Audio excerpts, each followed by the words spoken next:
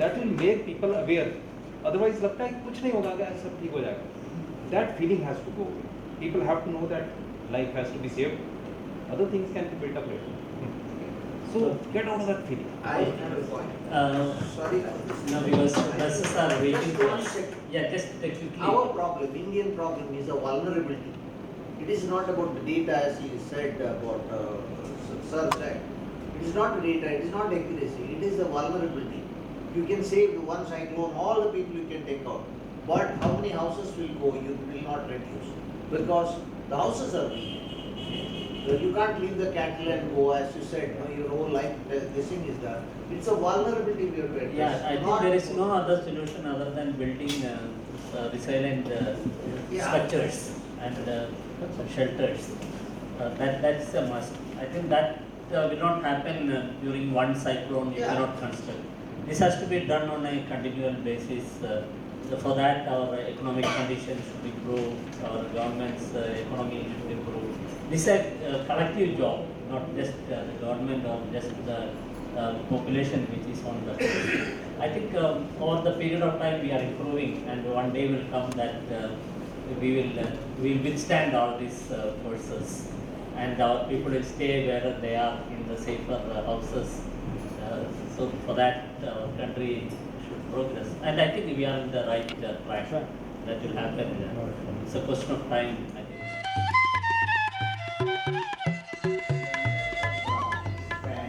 Not only on the one issues, but there are a number of issues which we are not well versed with. Like it will also hamper our economics, environment, and the social sector. So that is what I will be talking about. That how do we measure all these things? If we see the different type of droughts, that is where I want to stress first. That is, there are different kind of droughts, mainly the 4 types of droughts. And basically we discussed only on the meteorological drought, where we feel that the water or the rainfall is below average, and that is the drought we understand. But there is an agricultural drought also, and there is hydrological drought. So the drought definition also changes with the locations, in the sense like suppose if you have lakes and other things, or if you can withdraw the water from the ground, even if the rainfall is not there, but you can not define it as a complete drought. But meteorological drought only we understand. And then the last one is the socio-economic drought. So as you can see that the right hand side, it starts not only from the meteorological, but agricultural drought also, like suppose you don't have the sufficient water, and then the hydrological water. So in last 15 years, last 120 years, we have faced around 22 major droughts, and in last 10 years, Rajasthan also faced around 8 severe droughts. And when we talk about the vulnerability, mainly the community which depends on the geographic conditions, livelihood of residents, and the socio-economic status, which are so this is what I have tried to correlate the drought, that is the economic impact, and if you can see the effects. I will not read it, go through reading it, but as you can understand that food and energy shortages, drastic price increase. So maybe like, okay, the price increase maybe for other regions also, like hoarding and other things, but this is also one of the reasons.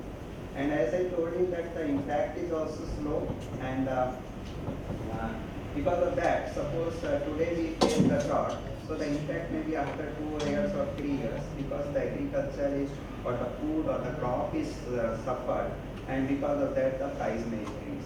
Again, the water scarcity, loss of jobs, income and property, so deepening poverty, unemployment. Social impacts of drought, if you see that employments, layoffs, food insecurity, increased pollutant concentrations, and so on, urbanizations, then what the analysis. So these are the drought effects on the households, because Rajasthan faced the drought, or this particular area faced the drought, which is the meteorological drought. Now you can appreciate that, because in Rajasthan also nowadays agriculture is growing very fast, because 70% of water we use it for the irrigation purpose, and that we take it from the ground. So So that is why the agriculture, but this is only for the rich people. And then this is the occupation wise, as you can see, agriculture people, they suffered mostly. And then we have the mixed farming, other type of works and so on. And this is what is the results I would like to share with you. That is the socio-economic impact.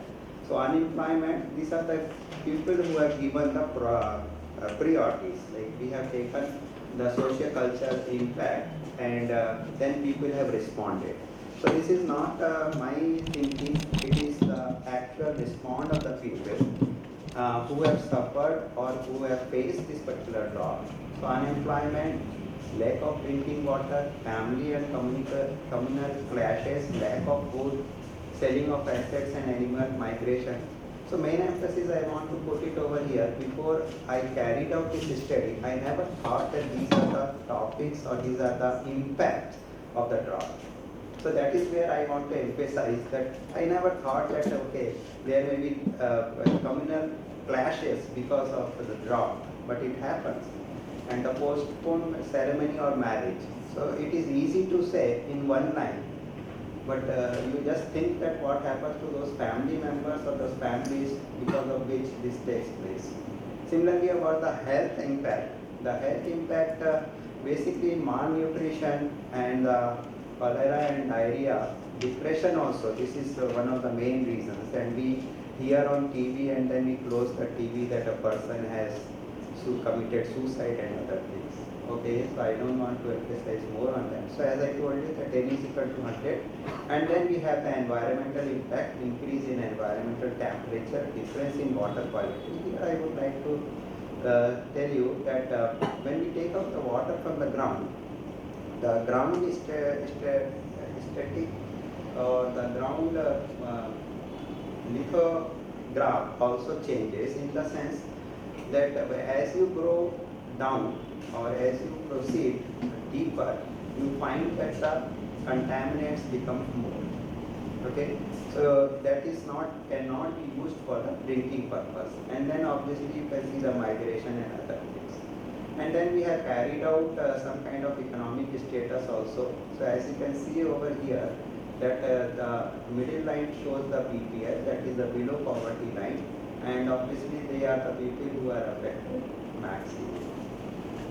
And almost the last one is that if we see the vulnerability of groups in drought, so as expected, some of the results are more or less same, but obviously the farmers are the one who suffered maximum.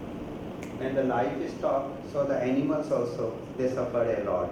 So that is what in drought we have to take care of them also. Laborers, old age, children, women, handicapped. These are the common figures which appear in all the disasters, and then the land loss. So 88% responded to the farmer and the drought coping by resilience. So obviously when you face the drought, how do you cope up? That is one very important aspect. And until unless we face it, we cannot find the way. But here that is what labor as income source, exhausted all their future savings, sold livestock, selling assets, migrations, stored grain selling, humanitarian help, no profit. So I want to read it because of the reason that okay, these are the different ways they apply to cope up the drought. And the last one is that assistant study population asked from government. So these are the various things what people have asked from the government. I don't blame the government, but always at all the forums we say that government don't listen. And in drought, if they don't listen, it is understood because as I said that obviously impact is slow and we find the results at the later half. But these are the different aspects what people have asked for. So in conclusions, I say that this is our country is mainly the agriculture based. So economy and the drought risk reductions, mitigations and management methods. These are the four things obviously in disaster cycles all of us know. That is the mitigation, and the preparedness, response and the relief. These are the four phases in the disaster cycle. All of us know. But in drought it is not so easy to define these four phases of the drought. So that That is why here some people don't consider this as a drought. So prompt development of apt management, primary health care for villages, ability of the fodder. This is one important aspect. Regular information, education, communication. So as I told you that because drought management people don't realize, so they don't take care of that. And the last one is there should be decentralization of drought management authority. Thank you very much, and I will be happy to answer any question if you have. And more happy if you don't have any question. Okay, thank you very much, Dr. Rajiv Gupta. Floor is open. As I said that it is increasing and mainly we are using the groundwater. So the water table is going down and down and down. And some places the government has declared as a grey zone and they don't allow any kind of boring. And if you see the water table, it is some places it is around 600 feet down. So now you can very well imagine that how much energy and money you need to build up. But yes, the agriculture is increasing. Okay, so the varieties normally, as you pointed out correctly, in Rajasthan we try to go for those varieties where we don't need much water. Like for example, amla, bay, and then crop if you see bajra and moong, those kind of obviously. But other things also like things they are growing like wheat and other things where you need more water as compared to this. But bajra kind of things are more common. Sarson and Okay, I do have a couple of points. In Rajasthan, you are having some migration. People are leaving the area and going to the cities and deserting their villages on the lock and key, something like that. yes, they are doing it and they are not going for the agriculture. Most of the person they are going to the cities and trying to find out the government jobs or even the private jobs. They are ready to be attendant like they will get tea and other things, but agriculture is. I think the Rawalbhatta region where the water is so much saline that we can't even drink it. In fact, near Jaipur, once we cross like 20 kilometers, that is a new bridge which has been built there. I went there in 2010 for a project. Right. Like 20 kilometers from the Jaipur, which is the capital of the state, water is so much saline that you can't consume it. In fact, agriculture there is suffering from it. Yes. And I don't know whether the government is taking measure or not to make that water good for agriculture or drinking purposes. But by the time I went there was no such measure, and people were migrated from that village or from that area to Mumbai and Delhi for work. I worked on migration. So my experience was like people who were back home, they suffered a lot because they can't move, no. So men moved and women who were there, they suffered with the children. You are very correct. First thing is I really support that the salinity of the water is TDS is around 22,000 to 14,000. Right. Chloride is very high. I didn't bring that slide, otherwise you cannot see that slide. So I have didn't want seen to that show water, it. it's Yeah. almost white in color. Right. And the government, what they are doing is, I have also been to Israel. So Israel, what they do is they use some kind of saline water. They take out the water from 1.2 kilometer down and then treat it in the 4-5 phases, and then they use it for the different purposes like fishery and then oasis and then agriculture. So what they have brought it, the olive. So now government they are trying to put the olive into some places. That is international market, it has a lot good high values, but yeah, your point is correct in the sense as such no measure is taken to help the farmers or to treat the water at a mass level. Because olive doesn't mean that they will get water which is less in salinity, which is less saline. Olive is agriculture. No, but normal people, what they drink lime water. Yes, I have seen that glass of water in which half of the glass was full of lime and half is water. And people were drinking. They don't have any other way out. Actually, you are provoking me to go for my second field, that is the rainwater harvesting. Sir, I have been doing rainwater harvesting for the drinking purpose in last 13 years, and I have implemented this scheme in 6 villages. And it is a different that it is a self-sustainable, that is this particular water which I store, it is used for the drinking purpose, and then I use it for the revenue purpose. So I create a kind of a small farms from where I get the revenue, so that can be used for the maintenance purpose and other purposes.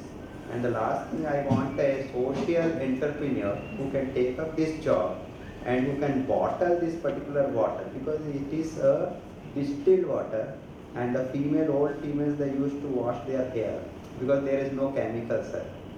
And you have tanks from where you store the water, and in old times the person will not give his daughter to the family who doesn't have his tank. Exactly. And that is another reason why they drink it with this way they drink the water. They don't drink the water like this, because the rest of the water which is there in that container can be used by somebody else. So they don't throw a single drop of water. So your point is very well taken. That is, I am working on that. So normally my presentation is on that. But Regarding the definition of drought, yes. in fact, it's not only scarcity of water, it's also deterioration of the quality of the soil. So if we have a lot of sands over Yes. there, that area is deserted and do you have similar situation like in Bangladesh, for example, we had a bad flood. Yes. And during the flood, a lot of sand came in, Very. and we couldn't grow our crops for a few years. Yes. We had to remove the sand part and then get back. Similar to that? That is what it comes under the category of agriculture drought, sir. Agriculture First drought, thing. okay. And the second thing, in Rajasthan, yes, we have the degradation land, and there we are now, Modi and government, they are trying to put the solar panels. But obviously solar panels may create some other kind of problems, like for the fauna, flora, and the bird species, because of the heat and other things. But yes, we do have the degraded land over there, and it comes under agriculture drought, sir. And we do have some not desertification, I would say aridity. Arid land in southern, in western part of Bangladesh, Barind, we call it Barind area. And what we have started withdrawing water, and that is